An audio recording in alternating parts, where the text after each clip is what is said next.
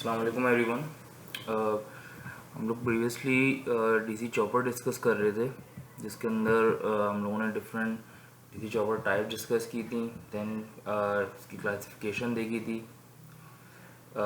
उसके बाद फिर हम लोगों ने principal of step down chopper और स्टेप अप चॉपर डिस्कस करा था विथ एग्जांपल्स।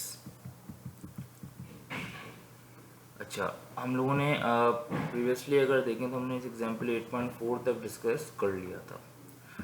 आज के लेक्चर में we will discuss principle of step up down chopper. It means के प्रीवियसली अगर हम देखें तो वो ये रहा था कि हमारे पास जो चॉपर था वो it could either performing step up operation और स्टेप डाउन ऑपरेशन। बट यहाँ पे हमारे पास वही सेम सर्किट है विद सम एडिशन, और अब हमारे पास यही चॉपर जो है वो स्टेप अप और डाउन दोनों ऑपरेशन परफॉर्म कर सकता है एट अ टाइम। जब ये वर्क किस तरह से करेगा तो पहले इसका ये सर्किट देख लेते हैं। Now in this circuit you can see we have a supply which is DC supply.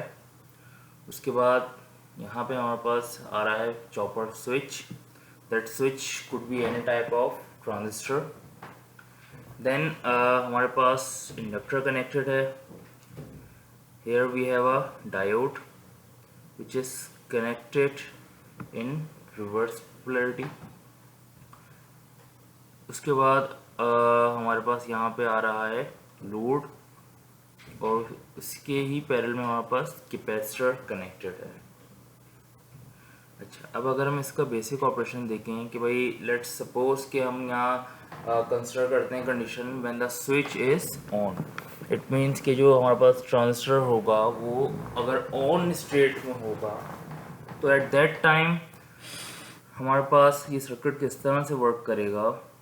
तो when this switch is on, जो भी सप्लाई होगी स्विच से पास होते हुए टूवर्ड्स इंडक्टर जाएगी। रीज़न ये है कि ये जो डायोड है it is connected in reverse bias condition. It means यहाँ से आगे कोई करंट फ्लो नहीं कर सकता because there will be an open circuit here. तो अब हमारे पास यहाँ पे क्या होगा कि जब स्विच ऑन होगा तो ये सप्लाई जो होगी वो EDC, then chopper, then inductor, then again EDC। तो एक लूप में हमारे पास क्या होगा कि सप्लाई फ्लो करती रहेगी। अब इसकी वजह से जो इंडक्टर हमारे पास यहाँ पे कनेक्टेड होगा इट विल बी चार्ज। अच्छा, जब ये चार्ज हो रहा होगा एट दैट टाइम, क्योंकि ये एज अ लोड बिहेव करेगा तो यहाँ पे हमारे पास पॉजिटिव और नेगेटिव साइन आ रहे होंगे। अच्छा, अब ऑन पीरियड में यहाँ पे क्या हुआ कि इंडक्टर ने एनर्जी स्टोर कर ली। Now when the chopper is off, यानी कि जब हम स्विच ऑफ करेंगे चॉपर का, एट दैट पॉइंट हमारे पास क्या हो रहा होगा। तो उस कंडीशन में अगर हम देखें यहाँ पे, जब हमारे पास स्विच ऑफ हो जाए, ठीक है, जब स्विच ऑफ होगा तो हमारे पास जो इंडक्टर ने एनर्जी होल्ड करी हुई होगी, स्टोर करी हुई होगी, वो क्या करेगा, वो उस एनर्जी को डिस्चार्ज करना चाहेगा। और डिस्चार्ज करने के लिए, क्योंकि हमारे पास जब इंडक्टर डिस्चार्जिंग की तरफ जाएगा तो वो अपनी पोलैरिटी चेंज करेगा। इट मीन्स अब यहाँ पे नेगेटिव इधर और पॉजिटिव डाउन साइड आ जाएगा, जिसकी वजह से एक हमारे पास लूप क्रिएट हो जाएगा from inductor to load to this diode. और इसके थ्रू इंडक्टर हमारे पास क्या होगा, डिस्चार्ज हो रहा होगा। इट मीन हमारे पास जो भी करंट अक्रॉस इंडक्टर होगा it will passes through load. It means के जब हम बात करेंगे स्विच ऑफ की, उस टाइम पे हमारे पास जो लूप होगा वो होगा inductor positive side, then load, then diode, then again inductor. So ये हमारे पास लूप होगा ड्यूरिंग ऑफ टाइम। अच्छा, अब अगर हम कंसिडर करें एनर्जी कंसिडर करते हैं at both and, means during T on and T of. तो जब हम लोग बात करेंगे ड्यूरिंग टी ऑन, तो हमारे पास यहाँ पे जो एनर्जी स्टोर होगी वो हमारे पास यहाँ पे शो हो रही होगी WI से। पहले भी हम लोग इसी से रिप्रेजेंट कर रहे थे। अच्छा, अब यहाँ पे अगर मैं एनर्जी की बात करूँ तो it should be EDC into IS source current and T on, because जब हम इसको ऑन टाइम की बात करेंगे तो वहाँ पे हमारे पास सप्लाई आ रही थी और उसकी वजह से सोर्स करंट फ्लो कर रहा था। इसी तरह जब हम बात करेंगे ऑफ टाइम, जब हम ऑफ टाइम की बात करेंगे तो वहाँ पे हमारे पास जो सप्लाई होगी वो एक्चुअली आउटपुट साइड होगी, E नॉट होगी ये वाली। तो अब यहाँ पे अगर हम देखते हैं तो अगेन हमारे पास जो इक्वेशन होगी E naught then IS which is source current and then off. तो ये हमारे पास दो इक्वेशंस होंगी for T on and off time. अब अगर हम लोग यहाँ पे एज्यूम करते हैं that it's a lossless system, it mean जो भी एनर्जी गेन होगी वही एनर्जी क्या होगी नेक्स्ट, और यानी ऑफ टाइम में वही एनर्जी लूज होगी। तो उसके हिसाब से हम कह सकते हैं that input energy must be equal to output energy. In that scenario हम यहाँ लिख सकते हैं WI equal to W naught. It means EDC IS and T on बराबर होगा EDC IS T ऑफ के। अब करंट की हम बात करेंगे, they will cancel out both currents here. Then हमारे पास जो इक्वेशन होगी E नॉट के हिसाब से वो होगी E naught equal to EDC T on upon T off. अब इसी इक्वेशन को अगर हम फर्दर सिंप्लीफाई करें तो टी ऑफ को अगर हम देखें तो क्योंकि टोटल टाइम बराबर होता है on time plus of time, तो हम वहाँ से टी ऑफ की अगर वैल्यू निकालना चाहें तो ये हमारे पास आएगी T minus T on. Then जो टी ऑन यहाँ पे हमारे पास ऊपर आ रहा था, इसको अगर हम लोग नीचे यहाँ ला के डिवाइड कर दें तो एट दी एंड हमारे पास अगर देखा जाए तो यहाँ पे टी ओवर टी ऑन आ जाएगा विच इज़ 1 अपॉन अल्फा, और यहाँ पे आ जाएगा जस्ट 1। इसको फर्दर सॉल्व करते हैं, LCM लेते हैं, यानी कि 1 ओवर अल्फा माइनस 1 है, नीचे अल्फा आएगा और 1 माइनस अल्फा हो जाएगा। तो ये अल्फा जो नीचे आ रहा होगा वो हम यहाँ पे ऊपर ले आएंगे, और E नॉट की इक्वेशन हमारे पास आ जाएगी EDC alpha upon 1 minus alpha. अब इस इक्वेशन को देखते हुए हम किस तरह से बता सकते हैं कि when we have step down chopper operation and when we have step up chopper operation, तो उसके लिए हमारे पास जो अल्फ़ा यहाँ पे प्रोवाइडेड है, जो अल्फ़ा है उसकी वैल्यू की बेस पे हम बताएंगे कि आइदर ये chopper step up operation perform कर रहा है या स्टेप डाउन। इट मीन्स अगर हमारे पास अल्फ़ा की रेंज है फ्रॉम 0 to 0.5, तो हमारे पास आउटपुट वोल्टेज क्या होगा, कम आएगा इनपुट वोल्टेज से। इट मीन्स के from the range of 0 to 0.5 हम कह सकते हैं कि ये chopper step down operation perform करेगा। और अगर हमारे पास अल्फ़ा ग्रेटर देन 0.5 है और लेस देन 1 है और लेस देन इक्वल टू 1 है, तो उस सिनेरियो में यहाँ पे हमें नज़र आ रहा है कि हमारे पास आउटपुट वोल्टेज इनपुट वोल्टेज से ज़्यादा होगा। It means in that scenario step up operation perform होगा। तो ये हमारे पास एक डेरिवेशन थी for step up and down chopper की, जिसके अंदर हमने देखा कि हमारे पास स्टेप अप और डाउन ऑपरेशन चॉपर में किस तरह से एट अ टाइम परफॉर्म हो सकता है by changing the value of duty cycle. अच्छा, अब हम यहाँ पे थोड़ी सी बात कर लेते हैं कंट्रोल स्ट्रेटजीज़ की। कंट्रोल स्ट्रेटजीज़ की हम बात क्यों कर रहे हैं, रीज़न ये है कि जब भी हम चॉपर की बात करते हैं तो हम यहाँ पे स्विच की बात कर रहे होते हैं कि it could be on and it could be of. जब स्विच ऑन या ऑफ की हम बात कर रहे हैं तो ये हमारे पास एक्चुअली इन्हीं कंट्रोल स्ट्रेटजीज़ के ऊपर डिपेंड कर रहा होता है, बिकॉज हमें यहाँ पे एक स्पेसिफिक पीरियड में इसको क्या है स्विच को ऑन कराना होता है and then we have to turn it off for specific period. जब तक हमारे पास ये कंट्रोल प्रॉपर नहीं होगा हम जो ऑन ऑफ ऑपरेशन है ये परफॉर्म नहीं करा सकते। तो basically we have two types of control strategies जो कि यूज़ की जाती हैं in order to operate switches.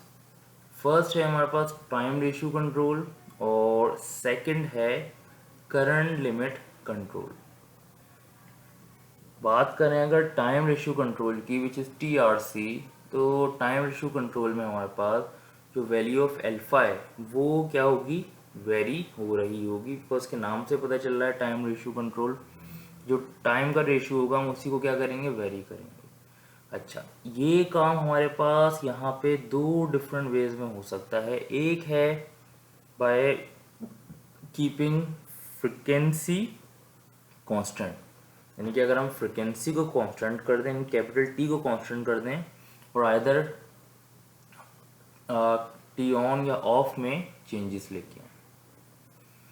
दूसरा है हमारे पास ऑप्शन वेरिएबल फ्रिक्वेंसी ऑपरेशन।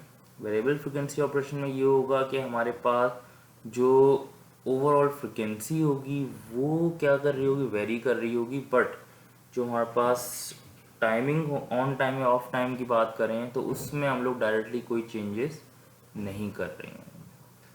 तो फर्स्ट हम डिस्कस करेंगे constant frequency system. Constant frequency system में हमारे पास क्योंकि अल्फा वेरी करना है तो यहाँ पे हम एक्चुअली ऑन टाइम को क्या करेंगे, वेरी करेंगे, बट जो हमारे पास चॉपिंग फ्रिक्वेंसी है उसको हम कांस्टेंट रखेंगे। जब ऑन टाइम वेरी होगा तो ऑब्वियस है हमारे पास जो ड्यूटी साइकिल होगी वो भी ऑटोमेटिकली क्या हो रही होगी, वेरी होगी। अच्छा, इस कंट्रोल स्ट्रेटजी को हम पल्स विड्थ मॉड्यूलेशन का भी नाम देते हैं, which is a very common strategy that we used in power electronics. In fact, most of the power electronics devices are using pulse width modulation control strategy now. अच्छा, अब इस pulse width modulation control में operation किस तरह से हो रहा है, तो एक चीज़ तो यहाँ पे क्लियर रखें कि हमारे पास जो कैपिटल T है इट विल रिमेन कांस्टेंट। ठीक है, अब हम बात करते हैं ऑन टाइम और ऑफ टाइम की। अगर मैं कहता हूँ कैपिटल T कांस्टेंट है, इट मीन अगर लेट सपोज कैपिटल T है 20 मिली सेकेंड, अब वो हमेशा कांस्टेंट रहेगा और ऑन टाइम को मैं चेंज करता रहूँगा कि कभी मैंने ऑन टाइम 5 मिली सेकेंड रखा, कभी मैंने ऑन टाइम 10 मिली सेकेंड रखा एंड कभी मैंने 15 मिली सेकेंड रखा। तो इसकी वजह से ऑन टाइम की वजह से क्या होगा, हमारे पास ड्यूटी साइकिल अपने आप को चेंज करेगी। तो नेक्स्ट फिगर है उसके अंदर नेक्स्ट स्लाइड में ये चीज़ और क्लियर हो जाएगी कि किस तरह से ये काम हो रहा है। तो यहाँ पे अगर हम इस फिगर को देखें तो जो फर्स्ट यहाँ पे ग्राफ है इसमें हमने अल्फा रखा हुआ है 25%। किस तरह से कि ये हमारे पास टोटल टाइम है ना, out of the total time T on हमारे पास इतना सा। ठीक है, नेक्स्ट टाइम हमने क्या किया, क्योंकि एक इधर फ्रिक्वेंसी कांस्टेंट रखनी है, टाइम हमें चेंज नहीं करना, जिसकी वजह से नेक्स्ट टाइम हमने क्या किया, टाइम तो उतना ही है बट जो ऑन टाइम था उसको हमने बढ़ा दिया। लेट्स से इस बार हमने ऑन टाइम को कर दिया 75%। तो इस तरह से हमारे पास क्या होगा, यहाँ पे ऑन टाइम 25% था, यहाँ पे है 75%। और देख सकते हैं दोनों जगह जो T है वो कांस्टेंट है, यानी कि T में कोई चेंज नहीं आ रहा, ऑन टाइम चेंज हो रहा है। जब ऑन टाइम चेंज हुआ तो ड्यूटी साइकिल भी चेंज हुई। ड्यूटी साइकिल 25% से यहाँ पे क्या हो गई, चेंज होके 75%। जब ड्यूटी साइकिल वेरी होगी तो हमारे पास जो आउटपुट वोल्टेज है वो भी क्या हो रहा होगा, चेंज हो रहा होगा। तो ये हमारे पास कांस्टेंट फ्रिक्वेंसी कंट्रोल सिस्टम की एग्जांपल थी। ठीक है, कि हम ग्राफ उसी सिस्टम को एक्सप्लेन करा है। Now we will see variable frequency system। जब हम बात करते हैं वेरिएबल फ्रिक्वेंसी सिस्टम की, तो वेरिएबल फ्रिक्वेंसी सिस्टम के अंदर हमारे पास, क्योंकि इसके नाम से अंदाज़ा हो रहा है कि जो फ्रिक्वेंसी होगी वो क्या हो रही होगी, चेंज हो रही होगी। अच्छा, जब फ्रिक्वेंसी हम चेंज कर रहे होंगे कि भाई कभी हमने 50 हर्ट्स रखी, 50 से कभी 100 हर्ट्स कर दी और 150 हर्ट्स कर दी, तो एट दैट पॉइंट हमें जो ऑन टाइम और ऑफ टाइम है उनमें से किसी एक चीज़ को कांस्टेंट भी रखना ज़रूरी होगा, सो दैट हमारे पास क्या हो, ड्यूटी साइकिल में चेंजेस नज़र आएँ। तो यहाँ पे जब हम बात करते हैं वेरिएबल फ्रिक्वेंसी सिस्टम की, तो हम यहाँ पे क्या करते हैं कि हम आइदर ऑन टाइम या फिर ऑफ टाइम किसी एक को कांस्टेंट रख देते हैं, और इस कंट्रोल स्ट्रेटजी को हम नाम देते हैं frequency modulation control, because now we are varying frequency. On time या ऑफ टाइम हम खुद कोई वेरिएशन नहीं लेके आ रहे, हम फ्रिक्वेंसी चेंज करते हैं, और उसी की वजह से क्या होगा, आपका ऑन टाइम या ऑफ टाइम जो भी चीज़ हमने कांस्टेंट नहीं रखी हुई होगी वो आप खुद ही अपने आप को वेरी कर लेगी। ये वर्क कैसे करेगा ये हम स्लाइड में देख लेते हैं। कि अगर हम बात करें यहाँ पे फिगर ए की, तो इधर अगर हम लोग देखते हैं तो हमारे पास हमने क्या किया, हमने ऑन टाइम को कर दिया कांस्टेंट। ठीक है, ऑन टाइम को हमने यहाँ कांस्टेंट कर दिया कि भाई लेट्स से 25% है, अगर ऑन टाइम हमने यहाँ पे रख दिया 25%। ठीक है, ऑन टाइम की अगर हम बात करें, यहाँ पे एक स्पेसिफिक मैंने पीरियड ऑन टाइम का दे दिया है। अब फ्रिक्वेंसी की अगर हम बात करें, फ्रिक्वेंसी तो वो टाइम है ना जिसमें क्या होगी, जिसमें वेव फॉर्म अपने आप को रिपीट कर रही होती है। तो ये अगर देखा जाए तो ये वेव फॉर्म नेक्स्ट टाइम यहाँ पे आके अपने आप को क्या कर रही है, रिपीट कर रही है। इट मीन्स यहाँ तक ये क्या थी, एक फ्रिक्वेंसी थी। अब क्योंकि ऑन टाइम कांस्टेंट है, मैं अगर फ्रिक्वेंसी में चेंज लाऊंगा, ठीक है, यानी कि फ्रिक्वेंसी अगर मैं यहाँ पे बढ़ा देता हूँ, फ्रिक्वेंसी बढ़ाऊंगा तो टाइम मेरे पास कम हो जाएगा। तो यहाँ पे अगर देखें तो यहाँ पे यहाँ से लेके यहाँ तक टाइम था, नाउ टाइम हमने श्रिंक करके इस पॉइंट पे लिया है, यहाँ पे देख सकते हैं। तो अब यहाँ पे अगर मैं देखता हूँ तो इधर अगर मेरे पास अल्फ़ा आता है 25%, तो अब क्योंकि मैंने इसका अब क्या किया, इधर मैंने फ्रिक्वेंसी बढ़ाई, जब फ्रिक्वेंसी बढ़ाई मैंने वेरी की, चेंज की, तो अब मेरे पास इस पॉइंट पे अगर आप देखें तो यहाँ पे मेरे पास अल्फ़ा हो गया है 75%, बिकॉज ऑफ टाइम बहुत थोड़ा सा रह गया और ऑन टाइम खुद ही इंक्रीज़ हो गया। किस तरह से कि हमने ओवरऑल जो फ्रिक्वेंसी थी सिस्टम की उसको चेंज कर दिया।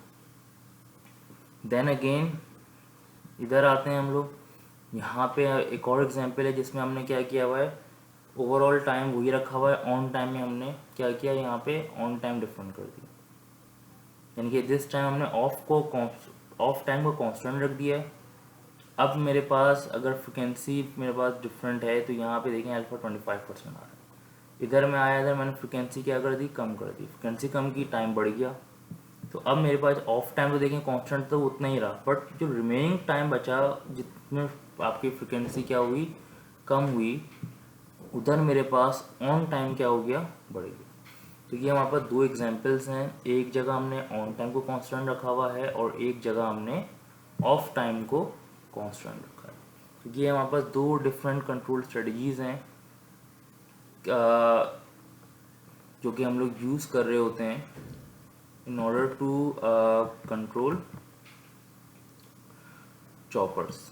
अच्छा, इसके बाद हमारे पास एक और टाइप थी जो कि थी current limit control. Current limit control की बात करने से पहले अगर हम थोड़ा सा देख लें कि जो हमारे पास अभी हमने डिस्कस की फ्रिक्वेंसी मॉड्यूलेशन कंट्रोल और पल्स विड्थ मॉड्यूलेशन कंट्रोल, तो इनमें कौन सी ज़्यादा प्रेफरेबल है। तो हमारे पास फ्रिक्वेंसी मॉड्यूलेशन कंट्रोल स्ट्रेटजीज की अगर हम बात करें तो it has some major disadvantages. Reason ये है कि हम ओवरऑल सिस्टम की फ्रिक्वेंसी को ही चेंज कर रहे हैं। जब फ्रिक्वेंसी को हम लोग चेंज कर रहे हैं तो इधर हमारे पास एक सबसे बड़ी प्रॉब्लम आती है, वो ये है कि जो हमारे पास फ़िल्टर डिज़ाइनिंग होगी वो हमें बार बार चेंज करनी पड़ेगी, बिकॉज ओवरऑल जब फ्रिक्वेंसी चेंज हो रही है तो अगर इनिशियली जो फ़िल्टर डिज़ाइन था वो स्पेसिफिकली जो फ्रिक्वेंसी को अलाउ कर रहा था, नेक्स्ट टाइम वही फ़िल्टर होगा, बट क्योंकि फ्रिक्वेंसी चेंज हो गई तो शायद वो वर्क ना करे। तो हमें बार बार क्या करना होगा, फ़िल्टर रीडिज़ाइन करना पड़ेगा। इसी तरह अगर हम बात करें ड्यूटी साइकिल की, तो अब ड्यूटी साइकिल को चेंज करने के लिए हो सकता है कि मुझे फ्रिक्वेंसी में बहुत मेजर वेरिएशन लेके आने की ज़रूरत पड़ जाए।